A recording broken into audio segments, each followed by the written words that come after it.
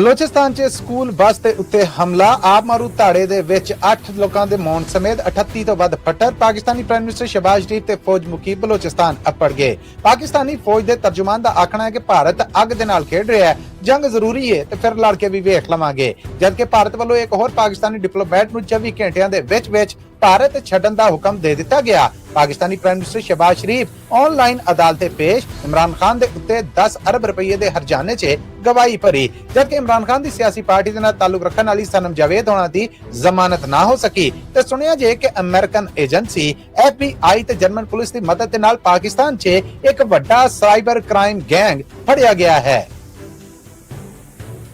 ਇਹ Punjabi radio USA ਹੈ। Update Pakistan ਦੇ ਨਾਲ ਮੈਂ ਹਾਂ ਮਸੂਦ ਮੱਲੀ। ਮੇਰੇ ਵੱਲੋਂ ਸਭ ਸੁਣਨ ਵਾਲਿਆਂ ਦੀ ਸੇਵਾ 'ਚ ਬੜਾ ਅਦਬ ਭਰਿਆ ਨਿੱਘਾ ਜਿਹਾ ਦੋਵੇਂ ਹੱਥ ਜੋੜ ਕੇ ਸਲਾਮ, ਆਦਾਬ ਔਰ ਸਤਿ ਸ੍ਰੀ ਅਕਾਲ। ਜੀ ਆਇਆਂ ਨੂੰ ਕਹਿੰਦੇ ਜੀ ਅੱਜ ਪਾਕਿਸਤਾਨ ਦੇ ਨਾਲ ਜੁੜੀਆਂ ਪਿਛਲੀਆਂ 24 ਘੰਟੇ ਦੀਆਂ ਵੱਡੀਆਂ ਖਬਰਾਂ ਦੇ ਇਸ ਬੁਲੇਟਿਨ 'ਚ ਆਪ ਸਭ ਨੂੰ। ਪਾਕਿਸਤਾਨ ਦੇ ਨਾਲ ਜੁੜੀਆਂ ਇਹ ਖਬਰਾਂ ਅਸੀਂ ਵੀਕ 'ਚ 5 ਦਿਨ ਮੰਡੇ ਟੂ ਫਰਾਈਡੇ ਤੁਹਾਡੇ ਵਾਸਤੇ ਪੰਜਾਬੀ ਰੇਡੀਓ USA ਦੇ ਰੇਡੀਓ ਨੈਟਵਰਕ ਤੇ ਇੰਟਰਨੈਸ਼ਨਲ ਔਰ ਲੋਕਲ ਨੈਟਵਰਕ ਦੇ ਨਾਲ ਆਪਣੇ ਪੰਜਾਬੀ ਰੇਡੀਓ USA ਦੇ ਸਾਰੇ ਡਿਜੀਟਲ ਔਰ ਸੋਸ਼ਲ ਮੀਡੀਆ ਪਲੇਟਫਾਰਮਸ ਤੇ ਵੀ ਪੇਸ਼ ਕਰਨੇ ਹਾਂ। ਇਹਨਾਂ ਖਬਰਾਂ ਨੂੰ ਸਪਾਂਸਰ ਕਰਨਾ ਹੋਏ ਤੇ ਸਾਡਾ ਟੈਲੀਫੋਨ ਨੰਬਰ ਹੈ 408 722 7698 4087227698।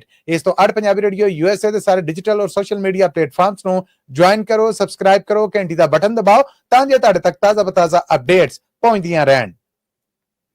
ਕੱਲ ਪਾਕਿਸਤਾਨ ਦੇ ਸੂਬੇ ਬਲੋਚਿਸਤਾਨ ਦੇ ਸ਼ਹਿਰ ਖੁਜ਼ਦਾਰ ਦੇ ਵਿੱਚ ਇੱਕ ਨਿਆਣਿਆਂ ਦੀ ਸਕੂਲ ਜਾਂਦੀ ਬੱਸ ਨੂੰ ਨਿਸ਼ਾਨਾ ਬਣਾਇਆ ਗਿਆ ਹੈ। ਖਬਰਾਂ ਮਿਲ ਰਹੀਆਂ ਨੇ ਕਿ ਇਹ school bus army public school ਦੀ ਸੀਗੀ। ਇਸ ਬੱਸ ਦੇ ਉੱਤੇ ਆਪ ਮਾਰੂ ਧਾੜਾ ਉਦੋਂ ਹੋਇਆ ਜਦੋਂ ਬੱਸ ਸਕੂਲ ਤੋਂ ਥੋੜੀ ਦੂਰ ਸੀਗੀ ਕਿ ਇੱਕ ਆਪ ਮਾਰੂ ਨੇ ਬੱਸ ਦੇ ਨੇੜੇ ਆ ਕੇ ਖੁਦ ਨੂੰ ਧਮਾਕੇ ਦੇ ਨਾਲ ਉਡਾ ਦਿੱਤਾ। ਮੌਕੇ ਦੇ ਉੱਤੇ ਮੌਜੂਦ ਲੋਕਾਂ ਦਾ ਆਖਣਾ ਹੈ ਕਿ ਧਮਾਕਾ ਏਡਾ ਜ਼ੋਰਦਾਰ ਸੀਗਾ ਕਿ ਇਹਦੇ ਨਾਲ ਸਾਰੀ ਬੱਸ ਨੂੰ ਅੱਗ ਲੱਗ ਗਈ ਔਰ ਸੜ ਗਈ। ਮੌਕੇ ਦੇ ਉੱਤੇ ਹਲਾਕਤਾਂ ਹੋਈਆਂ ਔਰ ਕਈ ਨਿਆਣੇ ਤੜਫਦੇ ਹੋਏ ਬੱਸ ਤੋਂ ਬਾਹਰ ਆ ਡਿੱਗੇ। ਇਹਨਾਂ ਦੇ ਵਿੱਚੋਂ 38 ਲੋਕਾਂ ਦੇ ਫੱਟੜ ਹੋਣ ਦੀ ਸਰਕਾਰੀ ਤਸਦੀਕ ਕੀਤੀ ਜਾ ਰਹੀ ਹੈ। ਜਦਕਿ ਆਪ ਮਾਰੂ ਧਾੜੇ ਦੇ ਵਿੱਚ ਇਹਨਾਂ ਪੜਿਆਰਾਂ ਦੇ ਵਿੱਚੋਂ 3 ਕੁੜੀਆਂ ਜਿਹੜੀਆਂ ਕਿ 7ਵੀਂ 8ਵੀਂ ਕਲਾਸ ਦੀਆਂ ਪੜਿਆਰ ਸਨ, ਉਹਨਾਂ ਸਮੇਤ 5 ਲੋਕਾਂ ਦੀ ਹਲਾਕਤ ਦੀ ਤਸਦੀਕ ਕੀਤੀ ਗਈ ਹੈ। ਇਸ ਹਮਲੇ ਤੋਂ ਬਾਅਦ ਪਾਕਿਸਤਾਨੀ ਪ੍ਰਾਈਮ ਮਿਨਿਸਟਰ ਸ਼ਹਿਬਾਜ਼ ਸ਼ਰੀਫ ਔਰ ਪਾਕਿਸਤਾਨੀ ਫੌਜ ਮੁਖੀ ਫੀਲਡ ਮਾਰਸ਼ਲ ਆਸਮ ਮੁਨੀਰ ਹੁਣੇ ਕੋਇਟਾ ਅੱਪੜ ਗਏ ਔਰ ਉੱਥੇ ਜਾ ਕੇ ਉਹਨਾਂ ਨੇ ਹਸਪਤਾਲ 'ਚ ਨਿਆਣਿਆਂ ਦਾ ਪਤਾ ਲਿਆ। ਇਸ ਤੋਂ ਬਾਅਦ ਬਲੋਚਿਸਤਾਨ ਦੇ CM ਵੱਲੋਂ ਇੱਕ ਪ੍ਰੈਸ ਕਾਨਫਰੰਸ ਕੀਤੀ ਗਈ ਜਿਹਦੇ 'ਚ ਉਹਨਾਂ ਨੇ ਆਖਿਆ ਕਿ ਇਹ ਮੁਲਕ ਦੁਸ਼ਮਣ ਉਹ ਬੇਰਹਿਮ ਲੋਕ ਨੇ ਕਿ ਜਿਨ੍ਹਾਂ ਨਾਲ ਹੁਣ ਕੋਈ ਰਿਆਇਤ ਨਹੀਂ ਵਰਤਾਂਗੇ ਕਿਉਂਕਿ ਲੜਾਈ ਨਿਆਣਿਆਂ ਤੱਕ ਆ ਗਈ ਹੈ। ये किसी बलोच ने किसी पंजाबी को नहीं मारा। मैं on the cost of repetition बार बार ये कह रहा हूं कि ये दहशतगर्दों ने पाकिस्तानी शहीद किए, तो अब वो और सॉफ्ट टारगेट पे चला गया कि इससे पहले भी एक दफा पाकिस्तान में इसी दहशतगर्दों ने मासूम बच्चों पे हमला किया था और फिर उनका अंजाम उनके सामने था। अब बच्चों की हद तक लड़ाई आ गई, तब कोई गिला हमसे भी ना हो और उसका रिस्पांस जो है वो जरूर मिलेगा। लेकिन हम क्योंकि स्टेट हैं, हम क्योंकि हुकूमत हैं, तो हम रिस्पॉन्सिबल लोग हैं। कम से कम हमारे निशाने पे बच्चे नहीं होंगे। ਬਲੋਚਿਸਤਾਨ ਸੂਬੇ ਦੇ CM ਵੱਲੋਂ ਕੀਤੀ ਗਈ ਪ੍ਰੈਸ ਕਾਨਫਰੰਸ ਜਿਹਦੇ 'ਚ ਉਹਨਾਂ ਨੇ ਆਖਿਆ ਹੈ ਕਿ ਨਿਆਣਿਆਂ ਨੂੰ ਨਿਸ਼ਾਨਾ ਬਣਾਇਆ ਗਿਆ, ਹੁਣ ਜਵਾਬ ਦਾਂਗੇ ਪਰ ਸਾਡਾ ਨਿਸ਼ਾਨਾ ਅਤਗਰਦਾਂ ਦੇ ਬੱਚੇ ਨਹੀਂ ਹੋਣਗੇ। ਆਪਣੇ ਸੁਣਨ ਵਾਲਿਆਂ ਨੂੰ ਦੱਸ ਜਾਈਏ ਕਿ ਪਾਕਿਸਤਾਨੀ ਪ੍ਰਾਈਮ ਮਿਨਿਸਟਰ ਔਰ ਪਾਕਿਸਤਾਨੀ ਫੌਜ ਮੁਖੀ ਦੀ ਅਗਵਾਈ ਦੇ ਵਿੱਚ ਇੱਕ ਵੱਡਾ ਇਕੱਠ ਵੀ ਹੋਇਆ ਜਿਹਦੇ 'ਚ ਫੈਸਲਾ ਕੀਤਾ ਗਿਆ ਕਿ ਬਲੋਚ ਅਤਗਰ ਤਨਜ਼ੀਮਾਂ ਜਿਹੜੀਆਂ ਬਲੋਚਿਸਤਾਨ ਦੇ ਵਿੱਚ ਲੋਕਾਂ ਨੂੰ ਨਿਸ਼ਾਨਾ ਬਣਾ ਰਹੀਆਂ ਔਰ ਇਹੋ ਜਿਹੇ ਹਮਲੇ ਕਰ ਰਹੀਆਂ ਨੇ, ਹੁਣ ਉਹਨਾਂ ਦੇ ਨਾਲ ਸਿੱਧਾ ਹੋ ਕੇ ਨਿਬੜਿਆ ਜਾਏ। ਪਾਕਿਸਤਾਨ ਵੱਲੋਂ ਇਸ ਹਮਲੇ ਤੋਂ ਬਾਅਦ ਇਲਜ਼ਾਮ ਲਾਇਆ ਗਿਆ ਸੀਗਾ ਕਿ ਇਸ ਹਮਲੇ ਦੇ ਮਗਰ ਉਹ ਲੋਕ ਨੇ ਜਿਹੜੇ ਭਾਰਤ ਦੇ ਸਪਾਂਸਰ ਨੇ, ਜਦਕਿ ਭਾਰਤ ਵੱਲੋਂ ਇਸ ਹਮਲੇ ਦੇ ਇਲਜ਼ਾਮ ਦੇ ਵਿੱਚ ਆਖਿਆ ਗਿਆ ਹੈ ਕਿ ਪਾਕਿਸਤਾਨ ਵੱਲੋਂ ਲਾਏ ਗਏ ਸਾਰੇ ਇਲਜ਼ਾਮਾਂ ਨੂੰ ਰੱਦ ਕਰਨੇ ਹਾਂ। ਅਮਰੀਕਾ ਵੱਲੋਂ ਵੀ ਪਾਕਿਸਤਾਨ ਦੇ ਵਿੱਚ ਨਿਆਣਿਆਂ ਦੇ ਸਕੂਲ ਦੀ ਬੱਸ ਦੇ ਉੱਤੇ ਹੋਣ ਵਾਲੇ ਇਸ ਹਮਲੇ ਦੀ ਨਿੰਦਿਆ ਕੀਤੀ ਗਈ ਹੈ।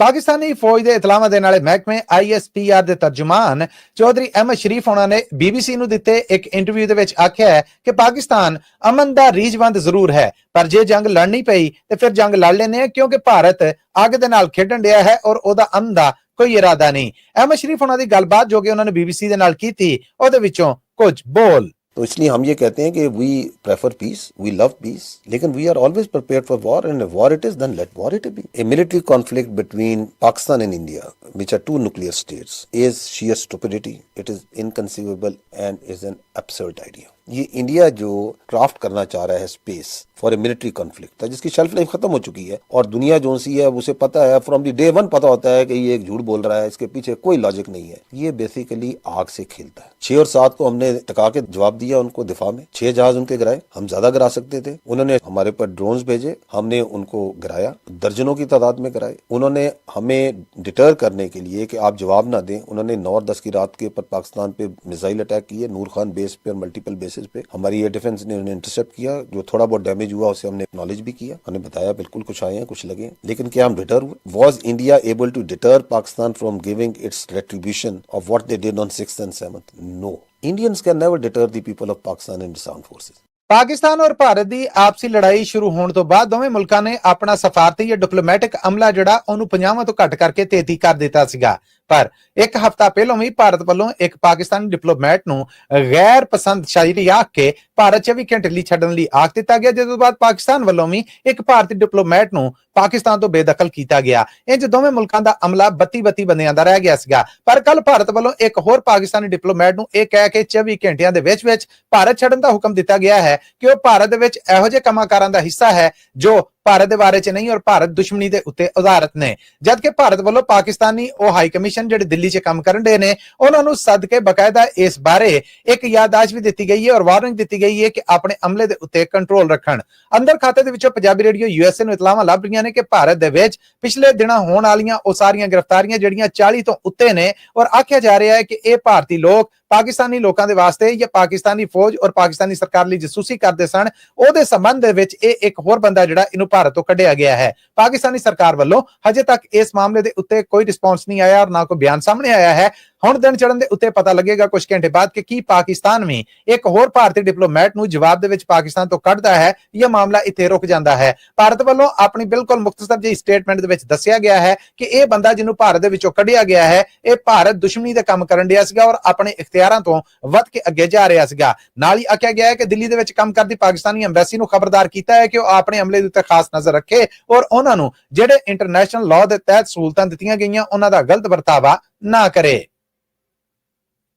ਜੇਲ੍ਹ ਦੇ ਵਿੱਚ ਕੈਦ ਇਮਰਾਨ ਖਾਨ ਹੋਣਾ ਨੇ ਆਪਣੇ ਇੱਕ ਇੰਟਰਵਿਊ 'ਚ ਇੱਕ ਵਾਰ ਆਖਿਆ ਸੀਗਾ ਕਿ ਹੁਕਮਰਾਨ ਜਮਾਤ ਪਾਕਿਸਤਾਨ ਮੁਸਲਿਮ ਲੀਗ ਨੂਨ ਦੇ ਪ੍ਰਧਾਨ ਨਵਾਜ਼ ਸ਼ਰੀਫ ਹੋਣਾ ਨੇ ਉਹਨਾਂ ਨੂੰ 10 ਅਰਬ ਰੁਪਏ ਦੀ ਰਿਸ਼ਵਤ ਦੀ ਆਫਰ ਦਿੱਤੀ। ਇਹ ਆਫਰ ਉਹਨਾਂ ਨੇ ਆਪਣੇ ਭਰਾ ਸ਼ਹਿਬਾਜ਼ ਸ਼ਰੀਫ ਜੋ ਕਿ ਹੁਣ ਮੁਲਕ ਦੇ ਪ੍ਰਾਈਮ ਮਿਨਿਸਟਰ ਨੇ ਉਹਨਾਂ ਰਾਹੀਂ ਦਿੱਤੀ। ਇਸ ਮਾਮਲੇ ਦੇ ਉੱਤੇ ਸ਼ਹਿਬਾਜ਼ ਸ਼ਰੀਫ ਹੋਣਾ ਵੱਲੋਂ ਇਮਰਾਨ ਖਾਨ ਦੇ ਉੱਤੇ 10 ਅਰਬ ਰੁਪਏ ਦੇ ਹਰਜਾਨੇ ਦਾ ਕੇਸ ਦਾਇਰ ਕੀਤਾ ਗਿਆ ਸੀਗਾ, ਜਿਹਦੀ ਸੁਣਵਾਈ ਕੱਲ ਹੋਈ। ਇਹ ਸੁਣਵਾਈ time Pakistani prime minister Shehbaz Sharif ਹੋਣੇ ਵੀਡੀਓ ਲਿੰਕ ਦੇ ਰਾਹੀਂ ਅਦਾਲਤ ਦੇ ਰੂਬਰੂ ਪੇਸ਼ ਹੋਏ। ਇਮਰਾਨ ਖਾਨ ਦੇ ਵਕੀਲ ਵੱਲੋਂ ਸ਼ਹਿਬਾਜ਼ ਸ਼ਰੀਫ ਹੋਣਾ ਦੇ ਨਾਲ ਬਹਿਸ ਔਰ ਮੁਬਾਹਿਸਾ ਵੀ ਕੀਤਾ ਗਿਆ ਔਰ ਜਿਰਾ ਚੱਲਦੀ ਰਹੀ। ਉਹਨਾਂ ਵੱਲੋਂ ਸਵਾਲ ਪੁੱਛਿਆ ਗਿਆ ਕਿ ਜਿਹੜੇ ਮਾਮਲੇ ਦੇ ਉੱਤੇ ਤੁਸੀਂ ਹਰਜਾਨੇ ਦਾ ਇਹ ਕੇਸ ਦਾਇਰ ਕੀਤਾ ਆ ਕਿ ਤੁਸੀਂ ਸਮਝਦੇ ਜੇ ਕਿ ਇੱਕ ਟੀਵੀ ਇੰਟਰਵਿਊ ਦੌਰਾਨ ਇਮਰਾਨ ਖਾਨ ਹੋਣਾ ਨੇ ਐਂਕਰ ਵੱਲੋਂ ਪੁੱਛੇ ਗਏ ਇਸ ਸਵਾਲ ਨੂੰ ਡਿਨਾਈ ਕੀਤਾ ਸੀ ਜਾਂ ਰੱਦ ਕੀਤਾ ਸੀਗਾ। ਇਹਦੇ ਤੇ ਸ਼ਹਿਬਾਜ਼ ਸ਼ਰੀਫ ਹੋਣਾ ਦਾ ਆਖਣਾ ਸੀਗਾ ਕਿ ਮੈਨੂੰ ਇਸ ਬਾਰੇ ਕੋਈ ਪਤਾ ਨਹੀਂ, ਹਾਂ ਮੈਂ ਉਹਨਾਂ ਦੇ ਬਿਆਨ ਤੋਂ ਬਾਅਦ ਇਹ ਕੇਸ ਦਾਇਰ ਕੀਤਾ ਸੀਗਾ ਔਰ ਹਜੇ ਵੀ ਉਹਦੇ ਤੇ ਕਾਇਮ ਆ। ਇਹ ਪਹਿਲਾ ਮੌਕਾ ਹੈ ਕਿ ਪਾਕਿਸਤਾਨੀ ਪ੍ਰਾਈਮ ਮਿਨਿਸਟਰ ਸ਼ਹਿਬਾਜ਼ ਸ਼ਰੀਫ ਆਪਣੇ ਮਰਤਬੇ ਦਾ ਚਾਰਜ ਸਾਂਭਣ ਤੋਂ ਬਾਅਦ ਆਪਣੇ ਇਸ ਮਰਤਬੇ ਤੇ ਆਉਣ ਤੋਂ ਪਹਿਲਾਂ ਦਾਇਰ ਕੀਤੇ ਗਏ ਕੇਸ 'ਚ ਅਦਾਲਤ ਦੇ ਰੂਬਰੂ ਵੀਡੀਓ ਲਿੰਕ ਰਾਹੀਂ ਪੇਸ਼ ਹੋਏ। ਇਮਰਾਨ ਖਾਨ ਦੇ ਵਕੀਲ ਵੱਲੋਂ ਇਹ ਜ਼ਿਰਾ ਨੂੰ ਹਜੇ ਪੂਰਾ ਨਹੀਂ ਕੀਤਾ ਗਿਆ ਔਰ ਉਮੀਦ ਕੀਤੀ ਜਾ ਰਹੀ ਹੈ ਕਿ ਉਹਦੀ ਅਦਾਲਤੀ ਸੁਣਵਾਈ ਵੇਲੇ ਉਹ ਇਹਦੇ ਉੱਤੇ ਹੋਰ ਬਹਿਸ ਮੁਬਾਹਿਸਾ ਜਿਹੜਾ ਉਹ ਕਰਨਗੇ। ਅਦਾਲਤ ਵੱਲੋਂ ਉਹਦੀ ਪੇਸ਼ੀ ਪਾ ਦਿੱਤੀ ਗਈ ਹੈ ਜਿਸ ਦੀ ਤਾਰੀਖ ਦਾ ਐਲਾਨ ਹੋਣਾ ਹਜੇ ਬਾਕੀ ਹੈ। ਪਾਕਿਸਤਾਨੀ ਪ੍ਰਾਈਮ ਮਿਨਿਸਟਰ ਸ਼ਹਿਬਾਜ਼ ਸ਼ਰੀਫ ਹੋਣਾ ਨੇ ਤੇ ਅਦਾਲਤੀ ਪੇਸ਼ੀ ਭੁਗਤ ਲਈ, ਪਰ ਇਮਰਾਨ ਖਾਨ ਦੀ ਸਿਆਸੀ ਪਾਰਟੀ ਦੇ ਨਾਲ ਤਾਲੁਕ ਰੱਖਣ ਵਾਲੀ ਸਨਮ ਜਾਵੇਦ ਹੋਣੇ ਜੋ ਕਿ 9 ਮਈ ਦੇ ਮਾਮਲੇ ਦੇ ਵਿੱਚ ਗ੍ਰਿਫਤਾਰੀ ਤੋਂ ਬਾਅਦ ਜ਼ਮਾਨਤ ਦੇ ਉੱਤੇ ਰਿਹਾ ਸਨ ਔਰ ਉਹਨਾਂ ਨੂੰ 15 ਦਿਨ ਪਹਿਲਾਂ ਇੱਕ ਵਾਰ ਫਿਰ ਉਦੋਂ ਗ੍ਰਿਫਤਾਰ ਕੀਤਾ ਗਿਆ ਜਦੋਂ ਉਹਨਾਂ ਨੇ ਪਾਕਿਸਤਾਨ ਔਰ ਭਾਰਤ ਦੀ ਲੜਾਈ ਸਮੇਂ ਫੌਜ ਦੇ ਖਿਲਾਫ ਇੱਕ ਪੋਸਟ ਅਪਲੋਡ ਕੀਤੀ। ਇਸ ਤੋਂ ਬਾਅਦ ਉਹਨਾਂ ਨੂੰ 9 ਮਈ ਦੇ ਕੇਸਾਂ ਦੇ ਮਾਮਲੇ 'ਚ ਹੀ ਗ੍ਰਿਫਤਾਰ ਕੀਤਾ ਗਿਆ ਸੀਗਾ, ਪਰ ਹੁਣ ਅਦਾਲਤ ਦੇ ਰੂਬਰੂ ਇਹ ਮਾਮਲਾ ਆਇਆ ਹੈ ਕਿ ਉਹਨਾਂ ਨੇ ਪਾਕਿਸਤਾਨੀ ਫੌਜ ਦੇ ਖਿਲਾਫ ਇੱਕ ਪੋਸਟ ਕੀਤੀ ਸੀ ਜਿਹਦੇ 'ਚ ਉਹਨਾਂ ਦਾ ਆਖਣਾ ਸੀਗਾ ਕਿ ਘਰ ਵਾਲਿਆਂ ਨਾਲ ਬੜਾ ਲੜ ਲਿਆ, ਹੁਣ ਤੁਹਾਡੀ ਬਹਾਦਰੀ ਦਾ ਪਤਾ ਲੱਗੇਗਾ, ਜ਼ਰਾ ਬਾਹਰ ਨਿਕਲ ਕੇ ਲੜੋ। ਇਸ ਤੋਂ ਬਾਅਦ ਸਨਮ ਜਾਵੇਦ ਔਰ ਉਹਨਾਂ ਦੇ ਘਰ ਵਾਲੇ ਨੂੰ ਗ੍ਰੀਨ ਟਾਊਨ ਲਾਹੌਰ ਤੋਂ ਗ੍ਰਿਫਤਾਰ ਕਰ ਲਿਆ ਗਿਆ ਸੀਗਾ। ਇਦਾਂ ਸੈਸ਼ਨ ਐਂਡ ਡਿਸਟ੍ਰਿਕਟ ਜੱਜ ਸਲਮਾਨ ਘੁੰਮਣ ਵੱਲੋਂ ਸਨਮ ਜਾਵੇਦ ਔਰ ਉਹਨਾਂ ਦੇ ਘਰ ਵਾਲੇ ਦਾ ਰਿਮਾਂਡ ਦੇ ਦਿੱਤਾ ਗਿਆ ਹੈ। ਲਾਹੌਰ ਪੁਲਿਸ ਵੱਲੋਂ ਆਖਿਆ ਗਿਆ ਸੀਗਾ ਕਿ ਉਹਨਾਂ ਕੋਲ ਹੋਰ ਪੁੱਛਣ ਹੋਣਾ ਜ਼ਰੂਰੀ ਹੈ ਔਰ ਉਹਨਾਂ ਨੇ ਜਿਹੜੀ ਪੋਸਟ ਕੀਤੀ ਇਹ ਮੁਲਕ ਦੁਸ਼ਮਣੀ ਹੈ। ਸਨਮ ਜਾਵੇਦ ਉਹਨਾਂ ਨੇ ਅਦਾਲਤ ਦੇ ਰੂਬਰੂ ਇਸ ਪੋਸਟ ਤੋਂ ਨਾ ਤੇ ਇਨਕਾਰ ਕੀਤਾ ਤੇ ਨਾ ਇਕਰਾਰ ਕੀਤਾ। ਜਿਹੜੇ ਜੱਜ ਨੇ ਸਲਮਾਨ ਘੁੰਮਣ ਹੋਣੇ ਉਹਨਾਂ ਵੱਲੋਂ ਮਾਮਲਾ ਪੁਲਿਸ ਦੇ ਸਪੁਰਦ ਕਰ ਦਿੱਤਾ ਗਿਆ ਔਰ ਅਦਾਲਤੀ ਹੁਕਮ ਦੇ ਮੁਤਾਬਕ ਇਖਤਿਆਰ ਦੇ ਦਿੱਤੇ ਗਏ। FBI ਅਮਰੀਕਨ ਏਜੰਸੀ ਸਮੇਤ ਡੌਚੇ ਯਾਨੀ ਜਰਮਨ ਪੁਲਿਸ ਵੱਲੋਂ ਪਾਕਿਸਤਾਨੀ ਸਰਕਾਰ ਔਰ ਉਥੋਂ ਦੇ ਸਾਈਬਰ ਕ੍ਰਾਈਮ ਵਿੰਗ ਯਾਨੀ FIA ਫੈਡਰਲ ਇਨਵੈਸਟੀਗੇਸ਼ਨ ਅਥਾਰਟੀ ਨੂੰ ਇੱਕ ਸਾਈਬਰ ਕ੍ਰਾਈਮ ਗੈਂਗ ਦੇ ਬਾਰੇ ਦੱਸ ਪਾਈ ਗਈ ਸੀਗੀ। ਇਸ ਗੈਂਗ ਦੇ ਵੱਡੇ ਲੋਕਾਂ ਨੂੰ ਗ੍ਰਿਫਤਾਰ ਕਰ ਲਿਆ ਗਿਆ ਔਰ ਛਾਪੇਮਾਰੀਆਂ ਚੱਲ ਰਹੀਆਂ ਨੇ। 15 ਤੇ 16 ਮਈ ਨੂੰ ਲਾਹੌਰ ਦੇ ਇਲਾਕੇ ਬਹਿਰੀਆ ਟਾਊਨ ਔਰ ਮੁਲਤਾਨ ਦੇ ਵਿੱਚ ਛਾਪੇ ਮਾਰੇ ਗਏ, ਜਿੱਥੋਂ ਹਾਰਡ ਸੈਂਡਰ ਗਰੁੱਪ ਨਾਂ ਦੀ ਇਸ ਗੈਂਗ ਦੇ ਲੋਕਾਂ ਨੂੰ ਗ੍ਰਿਫਤਾਰ ਕੀਤਾ ਗਿਆ ਹੈ। ਇਤਲਾਹਾਂ ਲੱਭ ਰਹੀਆਂ ਨੇ ਕਿ ਗੈਂਗ ਦੇ ਇਹ ਲੋਕ ਨੇ ਜਿਹੜੇ ਇਹ ਆਲਮੀ ਕ੍ਰਾਈਮ ਮੁਲਵਸ ਨੇ। ਇਹਨਾਂ ਨੇ ਕਈ ਅਮਰੀਕੀ ਸ਼ਹਿਰੀ ਨੇ ਜਿਹੜੇ ਉਹਨਾਂ ਨੂੰ ਲੁੱਟਿਆ ਔਰ ਕਈ ਯੂਰਪੀਅਨ ਸ਼ਹਿਰੀ ਨੇ ਜਿਹੜੇ ਉਹਨਾਂ ਨੇ ਵੀ ਲੁੱਟਿਆ। ਆਖਿਆ ਜਾ ਰਿਹਾ ਹੈ ਕਿ ਮੁਲਤਾਨ ਦੇ ਵਿੱਚ ਇਹਨਾਂ ਦੀ ਗ੍ਰਿਫਤਾਰੀ ਹੈ ਜਿਹੜੀ ਉਹਦੇ ਵਾਸਤੇ 1 ਨੰਬਰ ਗਲੀ ਦੇ ਵਿੱਚ ਚੌਂਗੀ ਤੇ ਮਾਰਿਆ ਗਿਆ ਛਾਪਾ ਜਿਹੜਾ ਉਹਦੇ 'ਚ ਕੁਝ ਗ੍ਰਿਫਤਾਰੀਆਂ ਹੋਈਆਂ ਨੇ, ਜਦਕਿ ਲਾਹੌਰ ਦੇ ਇਲਾਕੇ ਬਹਿਰੀਆ ਟਾਊਨ ਦੇ ਵਿੱਚ ਗੁਲ ਬਲਾਕ 'ਚ ਇੱਕ ਮਕਾਨ ਨੰਬਰ 75 ਔਰ 797 ਦੇ ਵਿੱਚੋਂ ਇਸ ਸਾਰੇ ਗਰੋਹ ਦਾ ਟੈਕਨੀਕਲ ਔਰ IT ਹੱਬ ਆ ਜਿਹੜਾ ਉਹ ਫੜਿਆ ਗਿਆ ਹੈ। ਇਹਨਾਂ ਦੀ ਗ੍ਰਿਫਤਾਰੀ ਦੇ ਵਾਸਤੇ FBI ਇੱਕ ਮੁੱਦਤ ਤੋਂ ਆਪਣਾ ਕੰਮ ਕਰਨ ਡਈ ਸੀਗੀ, ਜਦਕਿ ਡੱਚ ਪੁਲਿਸ ਆ ਜਿਹੜਾ ਉਹਨੇ ਵੀ ਪੂਰੇ ਪ੍ਰੂਫ ਨੇ ਜਿਹੜੇ ਉਹ ਪਾਕਿਸਤਾਨੀ ਸਰਕਾਰ ਨੂੰ ਦਿੱਤੇ,